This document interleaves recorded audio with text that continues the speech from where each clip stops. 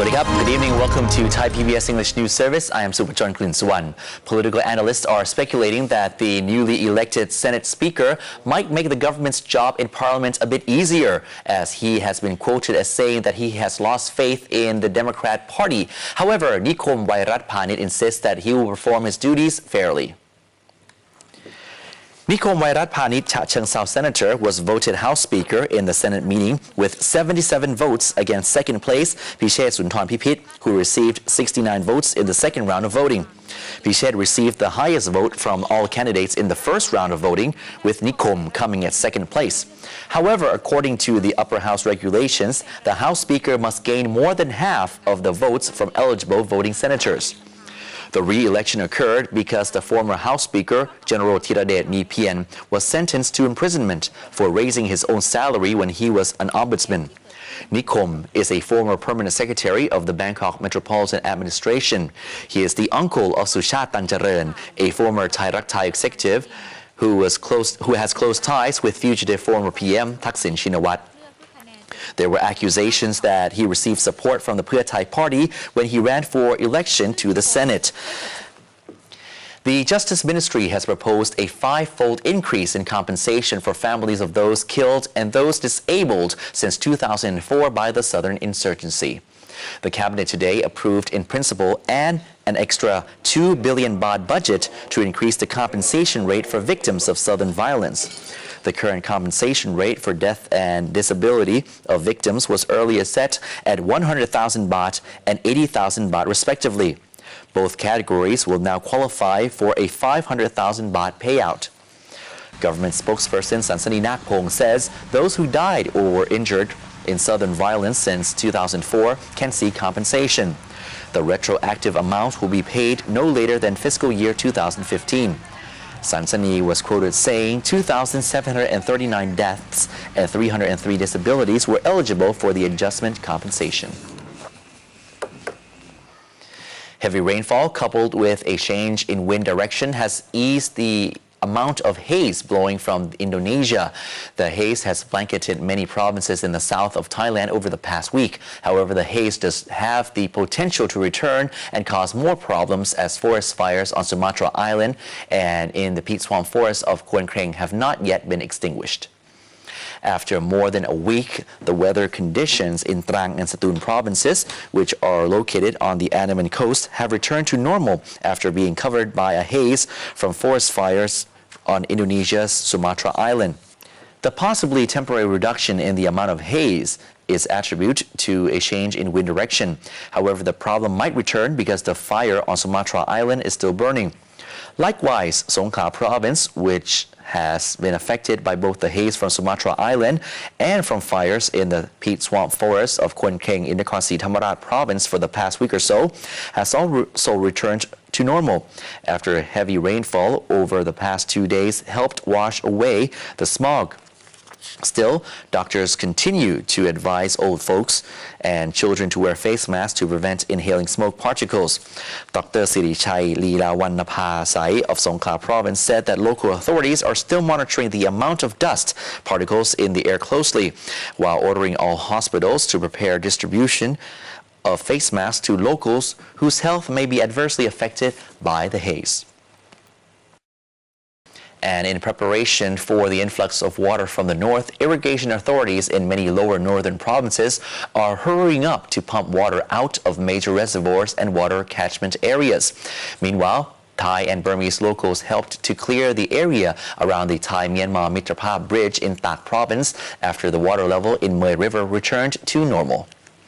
Burmese locals in Myawaddy province returned to their usual routine of crossing the Mui River and buying goods from Masaw district in Tak province after the water level in Mui River, which has previously been very high, returned to normal.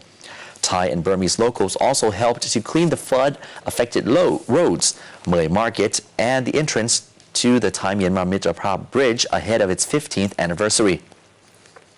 Meanwhile, irrigation authorities in many lower northern provinces are draining water from the Yom River to the Nan River to increase water catchment areas as they try to cope with the water flowing down from Sukhothai and Phitsanulok provinces.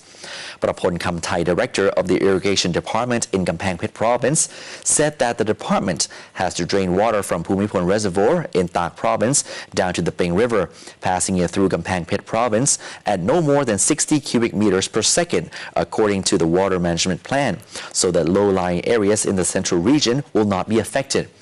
The director also noted that the Bhumipol Dam is now at 46% of its full capacity. Hence, he believes that the reservoir will have enough space to handle the influx of water this year. Meanwhile, the government earlier offered a chance for 395 Thai and foreign companies to collect terms of reference or TORs to construct 300 billion bahts worth of flood prevention projects. Today, the cabinet agreed to revise certain regulations and details in the TORs following accusations that foreign companies will have the edge over Thai companies and that the TORs were open to corruption. The government is confident that the 2011's massive floods will not be repeated this year, yet the cabinet today approved additional government housing bank borrowing from the central bank to aid victims of the floods. Under a soft loan program to aid the victims of the country's worst floods in modern history, the cabinet gave the green light for the government housing bank to borrowing an extra 14 billion baht from the Bank of Thailand. Earlier, the bank borrowed 6 billion baht from the BOT under the same scheme, and coupled with 3 billion baht of its own funding, the soft loan program intends to lend a total of 300 billion baht. The latest additional funds approval will help flood victims who were earlier left out. House owners whose homes recently fell victims to the floods, as well as those inundated last year, can borrow from this campaign at an interest rate of no more than 3% per annum. Tomorrow, the Energy Ministry will issue a new round of energy credit cards to transport operators in Bangkok, including those who operate taxis, tuk-tuks, and vans, while adding a new group, motorcycle taxis. However, although the Energy Ministry claims that the credit card scheme can help improve the living standards of the operators, some of them do not see the need for an energy credit card. Under the government's energy card credit scheme, participating motorcycle taxi operators will receive a discount of 3 baht per liter on gasohol 95 and 91, while participating taxi, tuk-tuk, and van drivers will receive a discount of 2 baht per kilogram on NGV, which is now selling at 10 baht 50 stang. Each energy credit card comes with a cash limit of 3,000 baht per month, and the duration for repayment has been extended from 30 to 45 days. Even though the government claims that the scheme will help elevate the living standards of public transportation operators, the project's first round gathered no more than 30,000 cardholders, significantly below the target of 75,000 users.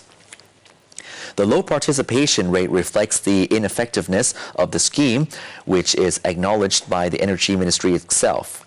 After questioning some motorcycle taxi operators in the Silom and Sapan Mai districts, it was discovered that a majority of them do not believe that the energy credit card can help improve their standard of living, believing that the paying in cash is better as using the credit card, which will only increase that burden.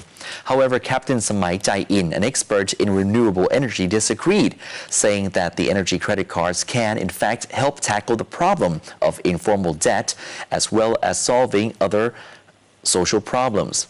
Starting tomorrow, energy credit card holders can begin using their new cards to pay for fuel and NGV at PTT stations, and other service stations may also be included in the future.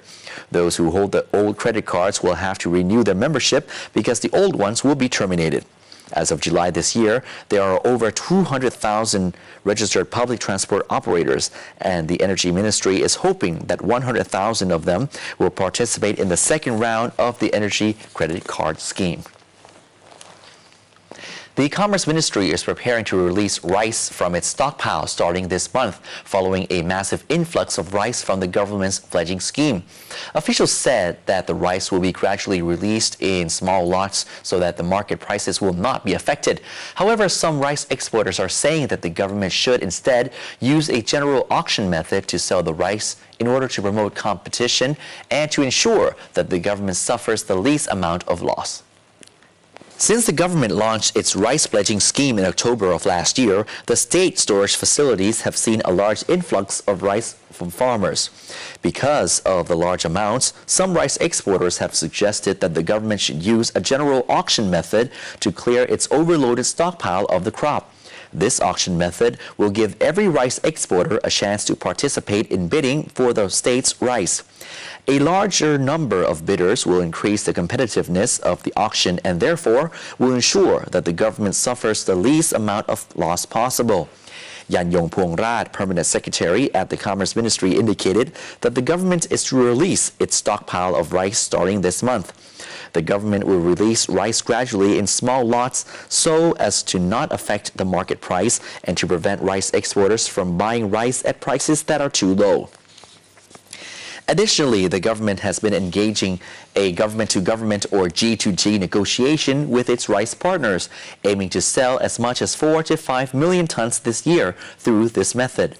The Thai government is currently in the process of selling 2 million tons of rice to the Chinese government and 1 million tons to the Indonesian government, both selling at close to current market prices.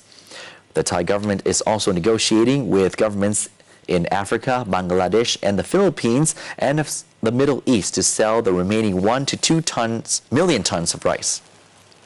And the last group of Thai athletes who competed in the London Olympics arrived home today with sports fans and sponsors welcoming them as heroes.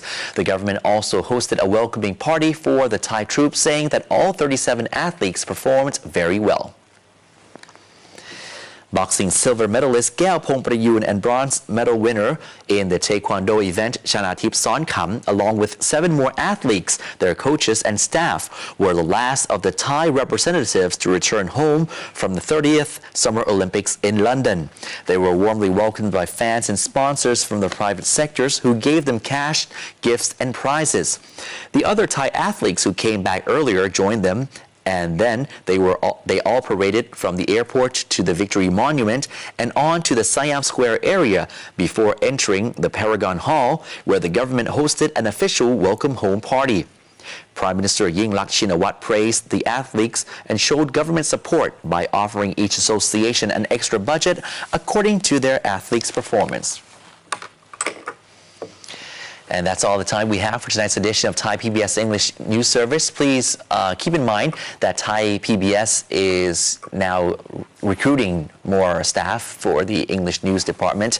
If you would like more details, please email us at job@thaipbs.or.th and we will reply you with a job description. So we'll see you again tomorrow night. I'm Super John Clean Swan saying good night for now. สวัสดีครับ